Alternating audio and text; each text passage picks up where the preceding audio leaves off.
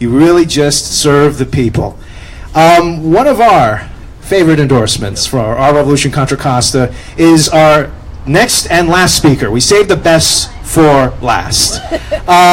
He is running for City Council of Concord. He has been a community activist for a long time, and we endorse him because he knows legislation, he knows the people, and he has a vision for the future of Concord and Contra Costa and California, and yes, this entire nation. Please give it up. Please help me welcome Kenji Yamada.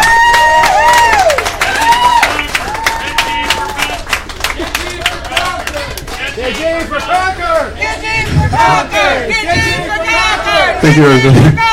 I'm very honored to be endorsed by our Revolution Contra Costa. We had a meeting just here a couple months ago, and I received that endorsement, and it was a great honor, and I'm proud to be part of this movement.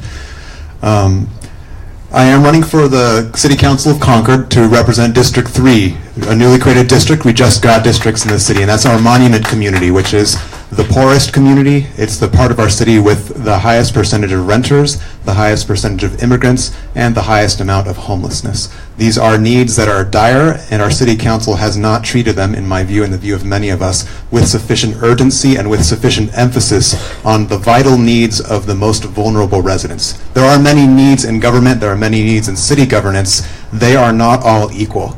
Some are more important than others. In my view, the need to have a roof over your head is more important than the need to maximize property values.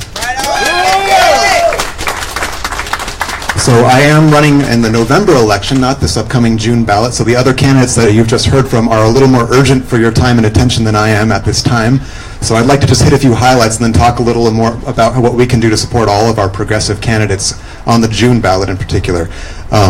I've been involved in Concord city politics for about 3 years and change now. I got started getting involved on a particular issue, which was bicycle infrastructure in this city, and got, as you do, many of you have probably had the same experience. You get into politics and civic affairs on one issue, and you realize it's connected to everything else, and you cannot silo yourself. You've got to stand in coalitions and learn about a lot more than you started thinking you were going to focus on. And I had that experience, and I realized I needed to get involved in some other things, particularly housing affordability, which is a dire issue here as it is across the Bay Area and this state.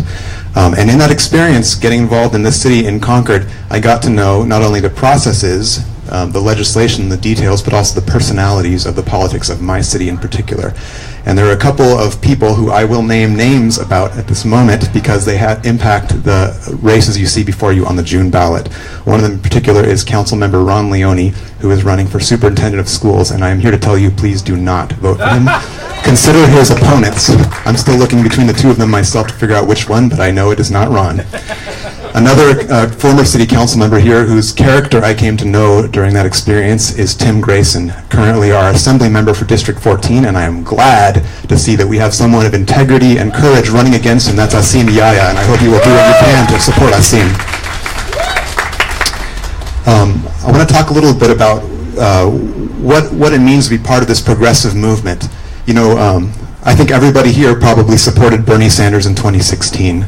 Probably all of us put in some of our resources, some of our money, our time, our voices to try to get Bernie the Democratic nomination, and we hoped eventually the presidency. We didn't get that. Was it worth doing? Yes. Hell yes. And why was it worth doing? Because it had consequences beyond the yes or no, the up or down result of an election. And I want, as we look at these candidates, someone running for assembly, someone running for lieutenant governor, someone running for governor, we want them to win. We want Asim Yaya to represent Assembly District 14. We want Gail McLaughlin as lieutenant governor of California. Yes, we do. We want Delane to be our governor. We want Malia Cohen on the Board of Equalization. Those are our goals. We want victory, and we're aiming to get there. But that is not the end-all, be-all. What we want is to maximize their vote total, maximize the buy-in, maximize the credibility of these candidates who are standing up for the values we believe in. It's worth turning out every last vote we can get for them, whether we win or not. And I want to emphasize that because a lot of times what we hear about the candidates who are standing for our values is that's not practical. They don't have the big money. They don't have the big endorsements from existing figures in politics. Forget it. They can't win. Wrong. It is worth turning out the vote. If they don't win this time, they go again. If they don't win that time, they go again, and more people stand up. And the way we do that is by maximizing the vote total. When those results come out from the Contra Costa registrar, we want to see the biggest number we can for our candidates, hopefully if they win, even if they don't. So let's put in the time, let's put in the money, let's work for them. Now, what do we do as a movement to build up the kind of grassroots power and the bench to be able to challenge corporate power? Part of it is running for office. Part of it is supporting those who are willing to stand up and run for office. Those are huge. But there's another piece too, and that is getting involved in civic affairs in our communities. I'm here in Concord. This is my city. I get involved in the nitty-gritty, the small things, the Bicycle and Pedestrian Advisory Committee, the Rent Review Board. These are things that matter. In your community, wherever you are, in Richmond, in Pittsburgh, in Bay Point, in Antioch, get involved in your boards and commissions. Go to the meetings, learn the issues, make comments that are informed, read the agenda items. That is how we build the competency so that we have an army of people who know their business. And then we stand up and we go for appointments to boards and commissions. We do the unglamorous work, get to know the community, get our names known for doing good work and knowing our issues. Then we go for office. That is a wave that will take power, and we will use that power to fight for the people. So local office, build up to the higher offices, and those who are already standing for us at the higher levels, people who have done the work at the local office and are going up, like Gail McLaughlin for Lieutenant Governor, let's push them, let's get them there. Just wanted to add another plug for David Hildebrand's March for Our Health on May 12th. David's a good guy, and he needs our bodies there in Oakland. Sorry? Hilsinger. No, David Hildebrand. I'm sorry, David. Oh, sorry. Daniel Hilsinger. Excuse me, Daniel. I gave the wrong name. May 12th, Saturday, 1 p.m., Oscar Grant Plaza in Oakland. Let's show up and put enough bodies in there to show that we are serious about single payer. Sorry, David Hildebrand will be there too as well. Excuse me for the name.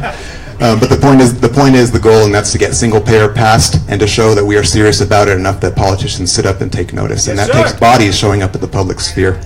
So I am running for Concord City Council. KenjiForConcord.com is my website. I'm fundraising at this point, trying to get ready to run. So I would appreciate support on that basis. But we do have June candidates who are a little more urgent. So please go out and support them too. Thank you.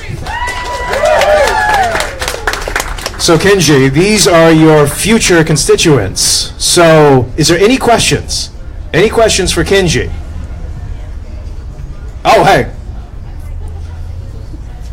Hey, Kenji, Congress Community Alliance. So how will you handle the renter crisis currently in Concord? Oh, you're asking the right person. You are asking the right person. So I am a proponent of rent stabilization, which means laws that limit the frequency and amount of rent increases. We don't have that in this city, and our current city council members aren't going to pass it. So I'll be one more vote out of 5 on the city council to get it. Now that is a stopgap measure. It's a measure for stability and to protect people in the houses where they already are, the homes and apartments. It's not the entire solution. Our housing crisis is going to require housing development of various kinds, not just for-profit development, by the way, also nonprofit development, co-ops, various kinds of housing models. But in the short term, what I support to protect our residents who are already in urgent danger of getting pushed out of our community is rent stabilization. Thank you. And also just cause eviction, not letting people be kicked out for a bad reason or no reason. Ladies and gentlemen, the next city council person for Concord, Kenji Yamada. Give it up.